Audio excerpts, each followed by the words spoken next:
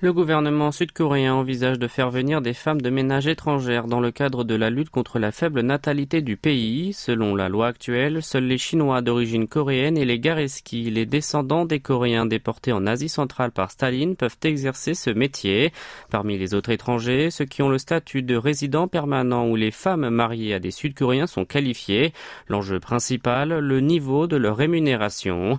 Une Philippine d'une trentaine d'années travaille chez une famille en Corée du Sud depuis 2 ans. En plus des tâches ménagères et de la garde des 2 enfants, elle leur enseigne aussi l'anglais. Pour cela, elle touche 2 millions de won par mois. Cette somme équivalente à 1 400 € est un peu moins élevée que le salaire minimum sud-coréen. Mais la travailleuse a témoigné qu'il s'agissait d'une somme plutôt conséquente pour une étrangère qui vient de s'installer. Dans ce contexte, un député du parti de la transition de la Corée, Cho Jong-hoon, a déposé en mars dernier un projet de loi visant à élargir le champ des ouvriers étrangers dans ce domaine et ne pas leur appliquer le SMIC. Il a affirmé qu'ainsi leur rémunération pourrait s'établir autour d'1 million de won par mois ou 720 € comme à Singapour.